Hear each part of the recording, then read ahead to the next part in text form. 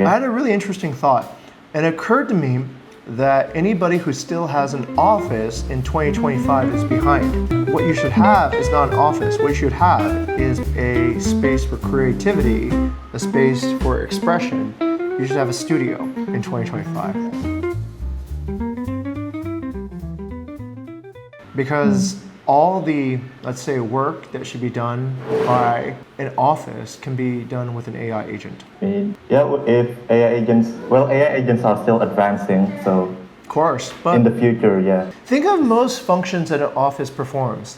What are those functions? Typically administration, repetition, right? It's mostly repetitive white-collar work that needs to be done over and over again. So very little creativity happens in offices. I mean, unless it's a particular, let's say, place that is doing that. But I was thinking, yeah, we have a competitor setting up an office up in Uluwatu. And then I was like, for what? What do they need an office for, right? What exactly is the client service that would require an office besides building trust? But if you want to build trust, it's better to do things like this, right? Get yourself recorded on YouTube, have people watch your videos, and then know that, hey, you're a trustworthy person from the number of views and watch time. Okay, so let's get into this particular discussion today, Lutfi. The topic that we're going to be covering is, it's more about how I think a data scientist is going to be presenting their findings in the presentation, okay?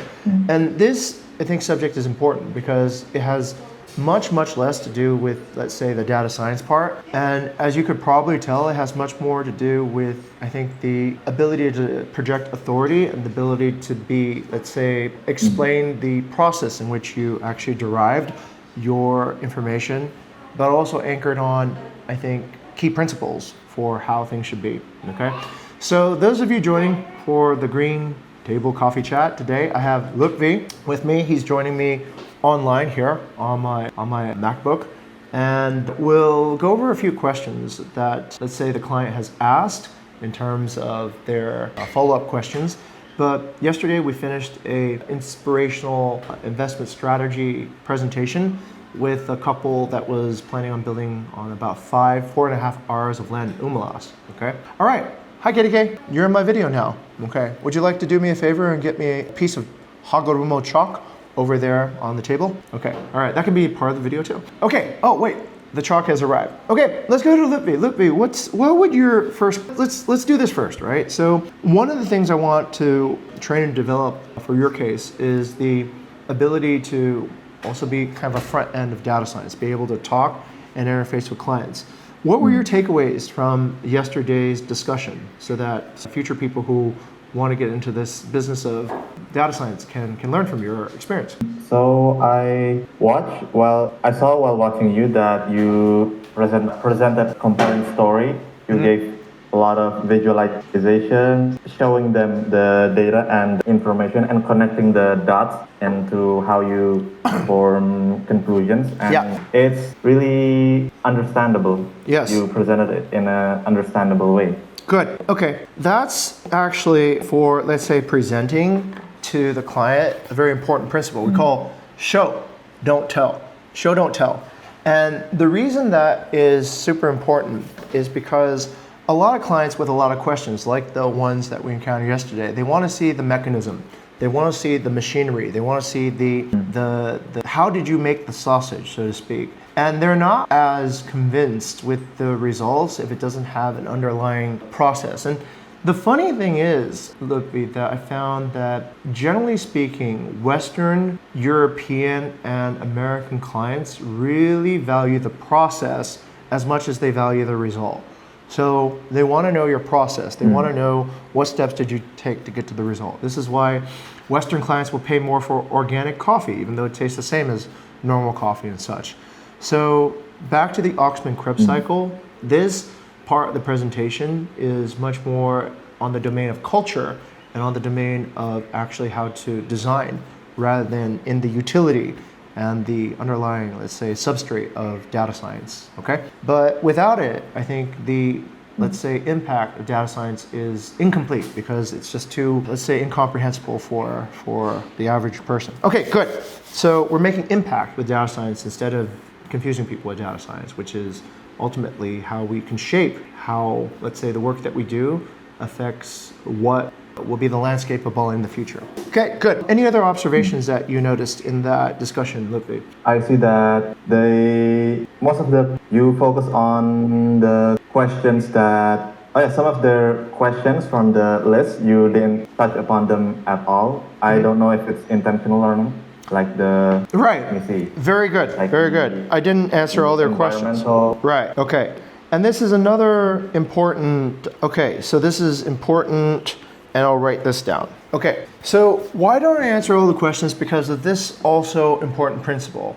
It's narrative drives understanding. Narrative drives understanding. And that's back to storytelling again. If you can read the questions, understand what they are experiencing, then what you can do is you can tell a story that essentially covers all their questions and reduces the amount of uncertainty.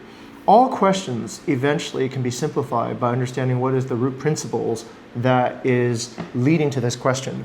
So is the root principle that I don't trust your data, or I don't trust your technique, or it is, let's say, a logical fallacy. So strong understanding means that you can start with the fewest number of principles, and then if you've covered those principles exhaustively and the client has understood, that should answer the plethora, the diversity of questions that might emerge from, let's say, the other factors.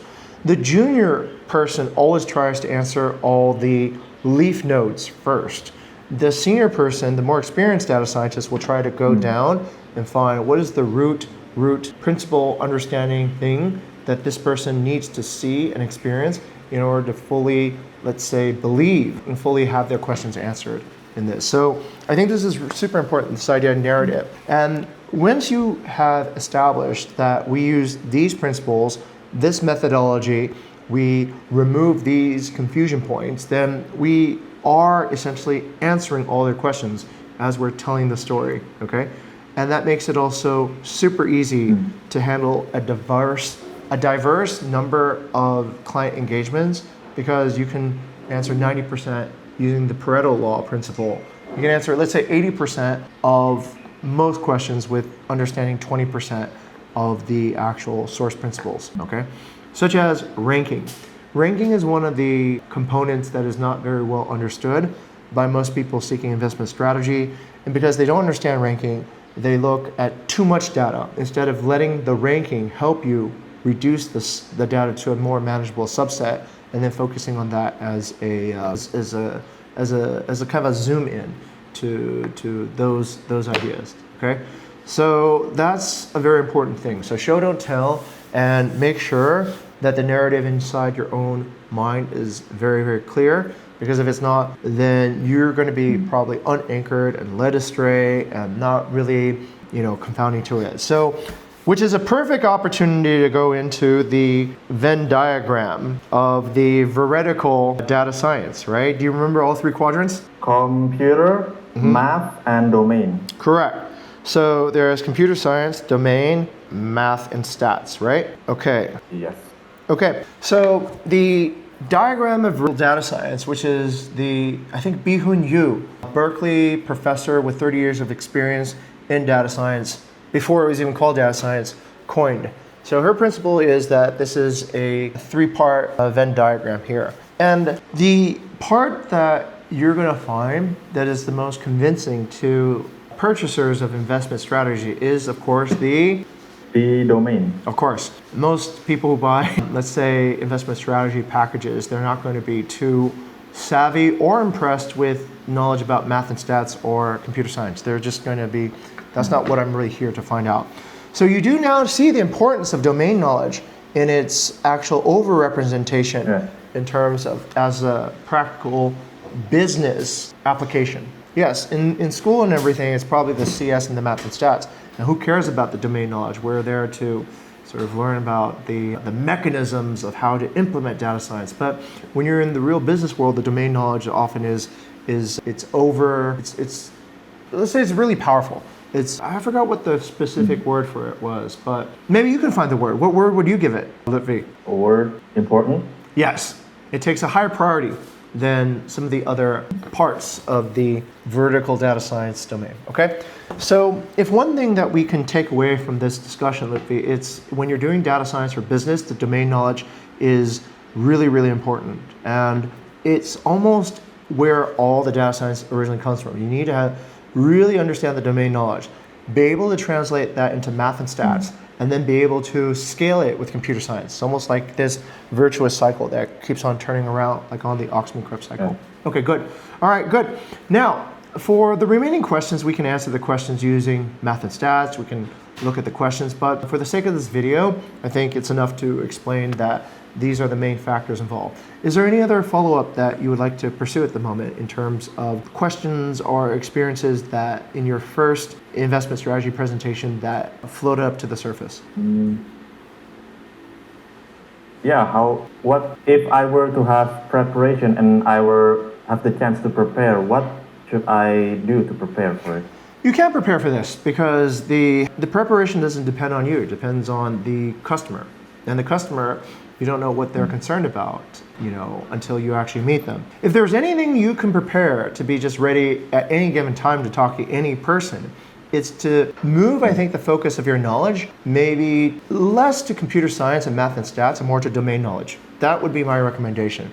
So if you are fully conversant, you have the knowledge on your fingertips of the domain of what you do, then you can always follow up with math and stat. You can always follow up with computer science, okay? But if you really want to be tested by a client on your intelligence and your capability and your authority of how to produce critical investment strategy, you need to be conversant in the domain knowledge of revenue management for short-term rentals in Bali and understanding the microeconomic and the ranking principles and these things front to back, back to front. And then the rest of it could be, that's the core thing. That's the core, I think, part that they're going to be purchasing from you. And then the computer science enhances that knowledge. And then the math and stats just allows you to demonstrate that you can translate it into a world of, let's say, qualitative knowledge into more quantitative knowledge. So I think that's where you could always do more prep. Once you have that, you should be, once again, back to the Pareto law principle, 80% ready with the 20% of the knowledge to focus on, such that any question that emerges, you can reach all the way down to those principles and find it and then be able to speak intelligently about it. Yeah? Okay. You don't want to make rookie mistakes like being corrected on, getting your seasonality wrong or not understanding about, let's say, the dimensions and size of the number of bedrooms to future population fit. You don't want to misrepresent a demographic that the owner already knows is not present. But this requires experience. It requires probably also knowledge that can only be gained, on site sometimes, so that it doesn't contradict any evidence. I would take on a 80% science hat to pursuing this and a 20% data hat on pursuing this. So look for evidence, check with facts, collect information data from all sources, from what you can observe, from what you can, detect using sensors that are live and also online. And that, I think, forms a much stronger practical capability as a data scientist, yeah? Okay, all right, cool. This can be a good career talk about the primary priorities of how a data scientist should focus on what types of knowledge, yeah? Okay, good. That would be my best advice. Okay. Sound good? Yes. Okay, fantastic, fantastic. Okay, good enough for the video. All right, if you like what you're seeing, comment, subscribe, like, and we'll catch you at the next Green Table Coffee Chat with more amazing of our Bukit Vista team. Okay, now